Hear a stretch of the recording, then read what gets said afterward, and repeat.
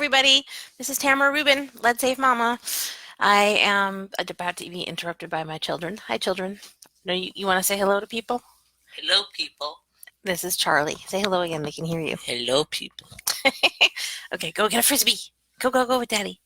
Um, I am here to say hello. It's been a long time because I can never find time where my kids aren't making noise in the background. So maybe I just need to have that as a feature, is that the kids are always making noise in the background. Anyway, so I'm working on a series of posts about baby spoons. So I posted one of these the other day. These are about 40% lead actually. And the interesting thing, I don't know if they're baby spoons, these are particular, if they're caviar spoons, but you can see that the leaded part, the enamel, is actually wearing off. And then the scary thing is that I got these, I think in Baltimore, or yeah, near Baltimore. Um, you see how this one is silvery colored and this one's golden colored. I think they were all originally golden colored and this one's the most used one. And this golden coating appears to have cadmium. So this is like cadmium that you're putting in your mouth. Even if it's for caviar, that's a problem because caviars are acidic, and but babies would be particularly upsetting to be using something like this. And I can imagine if you had something like this, you might let your children use it, even though the initial intention was caviar. So please don't let your children use these vintage decorative spoons that might have really high levels of lead. Like the dark blue one that I posted, this about 400,000 parts per million lead in the enamel coating. And most enamel coating that's vintage is going to have that. So they're a concern, and that's why I just avoid enamel at all cost. It may not be bioavailable, but it does chip and wear, and there isn't any research showing whether or not it's bioavailable because the industry, I believe, has made a case that, oh, well, it's like glass and you're not putting it in your mouth and it's not leaching into the food if it's not on a food surface, so they're allowed to use really high lead in those sorts of things. And again, the problem is more, actually, you can see really well on this spoon. Let's see. See how the gold coating's worn off? That is likely cadmium that's worn off into the user's mouth. Very, very concerning. So then I have this one, which I think a few people have asked me about. I bought this at an antique store. Whoop. It's the Gerber baby one. And I think it's funny, it's almost got it's got the flower pattern from my husband's mother's stuff, but it's not quite, but it may be of that same age. I had some people tell me they got one of these new when they, like 20, 30 years ago. I didn't know how old this was when I bought it. I assumed it was older, but it might not be. And if you have any information about dating these, that would be great. And this is lead free, and it's actually also silver free. There's no silver in this. I thought it was silver. I'm like, ah, damn. But it's in good shape, and you could actually use these. I don't know if that's the case for all vintage Gerber baby spoons, if they're lead free and not silver. But I'll be posting the metal profile on this one shortly. And then one of the reasons I'm doing this is because my friend Kirsten makes these amazing baby spoons, and that's Cleanimals. She makes these really cute little critter design baby spoons out of stainless steel, and she sells them on her Cleanimals blog, and I don't think she sells them on Amazon yet, but they're adorable and they're heirloom quality and they're non-toxic. So this is sort of a plug for her stuff, but I love her stuff and I loved it before I had a relationship with her as a sponsor for my work. And I just think if you want heirloom quality, if you want to give someone an amazing baby gift, this is an amazing baby gift, and I'll be writing about these shortly too. These are just like one of my favorite things. I wish I had something like this for my kids when they're little.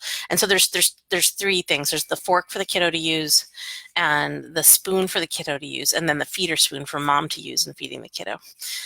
These are a really great option. And the concern is not about lead and stainless steel. Pretty much any stainless steel ones would be nice, but these Cleanimals ones that come in this little pouch are just adorable. The problem, I'm trying to get another thing, is what's in this bag right here. And this is what I'm going to be writing about, and why I'm trying to find some baby spoons. I have done a lot of testing where I like go to someone's house and I test their stuff, and then they're like, oh my God, this is horrible, and they throw it out. And I'm like, damn, after they threw it out, I'm like, I could have used that for my blog. That would have been a really good one. But this one woman I visited who, whoops, is now a friend. Everybody I visit their house, they're now friends. Just kind of goes that way. She used to live in Africa, and this is silver from when she lived in Africa. It's kind of really cool. I said, "What is this? Like the One Ring from the Lord of the Rings?" And when I tested these, I'm like, "Oh, well, they should be silver." But they're not all silver. They're about 500,000 parts per million silver, which is similar to like the way, 925 silver is 925,000 parts per million silver, and these are 500,000. So they're, or between 500 and 800,000. So they're low silver. But when these are made, they're positive for lead. These are positive for lead and they're silver. And they're positive for lead in the range of, I think it's in the 2 to 3,000 parts per million range. Sometimes these can go higher. And I said to her, "Wow, this is really strange. I'd never seen this in something modern," because she's about 30 years old and she lived in Africa when she was younger. So these are about 20 years old from when she was living in Africa. And so this is 20 years old, fairly newly made silver that's high lead. And I said, "That's really interesting. I hadn't seen this phenomenon, high levels of lead and silver, except with antique silver spoons made for babies from like the late 1800s, early 1900s. And I figured out that that was like the lost wax process, and I don't fully understand that process. I'll do a little more research when I write about it. But basically, they use lead to help with the mold process. They make like a wax mold and then a lead dummy, and then they make a silver version. And so there's lead in the molding process of the silver for these molded silver products, and that's why there are baby spoons and baby rattles from the late 1800s, early 1900s that are contaminated with lead, even though they might technically be considered to be sterling silver. Usually those pieces that are American made or British made are about 800,000 parts per million silver, which leaves 200,000 parts per million for other contaminants.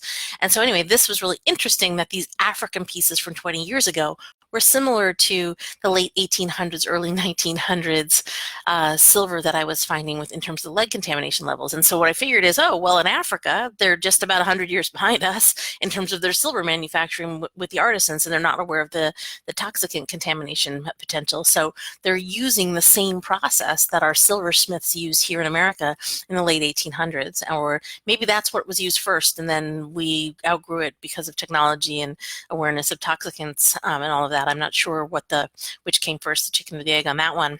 Um, so this is high lead silver, and that's why I'm looking at baby spoons and baby rattles. There are baby rattles also, and kids are putting them in their mouth. That's what the point is with the rattles, and they're actually chewing on them. My friend Mindy also gave me some other really cool things. I'll show you. This was like my most recent collection. You saw this one when I posted this. This is like 400,000 parts per million lead. It's a little crystal heart. It's pretty cool. I just remember this is such a visceral memory for me of my childhood of the crystal rainbow hearts, and so I collected all these tiny things. This I got in New Hampshire. This is a marble, and it's 10,000 parts per million lead. And, some people might say, "Oh, it's bound in the glass." And I'm like, nah, I'm not going to take that risk that a child might swallow something like this, and that at 10,000 parts per million lead, the stomach acids could get to be dissolved and dissolving of the lead. And it's just not worth the risk for me. I don't care if it hasn't been well studied. Having a high lead marble, and this is a vintage marble, I think it's from the 60s, maybe 70s. It was part of a vintage game, but it's like completely unmarked and no iridescent coating, which is unusual. The newer marbles that have lead often have iridescent coatings, and so that's more anticipated. But when I find a high lead marble that doesn't have an iridescent coating, it's fairly unusual. And then this one, and by the way, I am washing my hands after I do this, guys. This I was really excited about too. I'm 50, so a lot of my readers and you all are like 30. Your average age is probably 30. But this is, I don't know if I can get a good picture on the video here. This is like a disco ball made of crystal. This was about 30,000 parts per million lead, and I just remember having these earrings when I was a kid. I don't know, maybe like 1980, and being so excited. And I also really clearly remember, fiddling with them on my ear just in class and touching them all day long. So it's these like little balls, that you would just touch and fiddle with, and then you get lead on your hands and you eat your lunch at school without washing your hands. So definitely avoid the old leaded crystal things. And this one I'm going to leave in the bag. This is, maybe I'll take it out. I'll try and take it out. Wait, maybe I'll hold it. This is a coin that my friend got in Greece. It's like a faux coin that she went to a Greek souvenir shop and they, okay, I'll touch it, but I'll wash my hands. It's basically a hunk of lead. It's like 700,000 parts per million lead. And she went into the souvenir shop um, and she ended up, they said, oh, you can take a free coin. So everyone got a free coin and she thought this was the best one. And it doesn't, it's obviously not a real coin, or I don't think it's a real coin. I think it's just a replica. And it's made of like 70% lead. And this is like lead that can get off onto your hands. So when you're talking about souvenir things, that's a problem. Now, another thing I'm going to be posting shortly, I'm kind of excited about. Apparently, I post about these things, but then I like don't realize how popular they are, and I've written about them years ago, and then I rewrite about them like, oh wow, now I have this huge following, and people didn't really read this old post that was buried down in years ago. So this belonged to my friend Katie. It's a Shutterfly mug. We're going to be posting about that, and because we do have several photo mugs, and on some of the older photo mugs that I posted, I don't know the year made, and I actually didn't take a photo of the bottom of the mug, so I don't know, what the manufacturer is, if it's Shutterfly or if it's Vistaprint or if it's Snap something, Snapfish. So I'm going to try and get new ones from all of those. So this is a brand new Shutterfly. Shutterfly? Let me just double check that. Yeah, it's a brand new Shutterfly. So we're going to be posting the test results of this as well. I'm hoping that the toxicant profile for this will be lower than the toxicant profile from the vintage ones, but not vintage, 5, 6 years ago. There's one I posted that was, it's a little dog one, and it's really high arsenic and really high lead. So look up photo mugs on my blog if you haven't yet. I think that's it for now. These are all the things I'm working on. One last thing I have here is these, just avoid them if you can, if you don't know where they're from. In terms of the Mardi Gras beads, they can be really toxic, and children almost always put them in their mouths. I did test the dollar store ones, and the dollar store ones ended up being lead-free. They still had antimony, which was concerning in most of the colors. So antimony causes cancer in rats. It's not well studied in terms of trace level exposure for humans. So I really think that that until it's better studied, it's worth avoiding. And I don't know what to do. I have some posts about beads and safer beads choices, and that's something you can look up on my blog. But I think that in general, it's bad for the planet to have this plastic stuff, and it's bad for your kids, and there are better choices out there. I would use natural beads, wood beads, beads the kids make. Female clay is amazing. My kids make their beads. They spend days and days making beads, and we live on a corner, so they go out and make a little booth and sell their beads on the corner. So we try and make things here. That's what we do. And alternately use natural stuff whenever possible.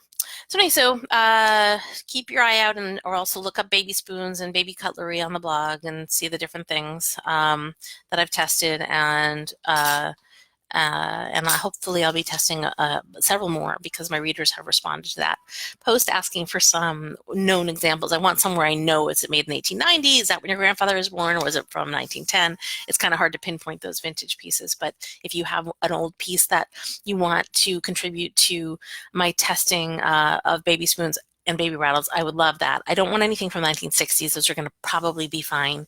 I don't, but stuff from like 1890, 1910 would be great. And I'll send it back to you after I test it. Thank you very much for being here. Tamara Rubin, Lead Safe Mama, leadsafemama.com. And the most important thing you can do to support my advocacy work is share my posts, because if you go to my blog, copy a link to any of my posts and share it on your Facebook page, that makes a huge difference and will help me cover the costs for the testing and reporting that I do, which is completely independently funded and not tied to any corporate influence. So I really appreciate all of your support in that way, sharing my posts. Thanks for being here. Talk to you soon. Tamara Rubin, Lead Safe Mama, leadsafemama.com, and all of the other places too.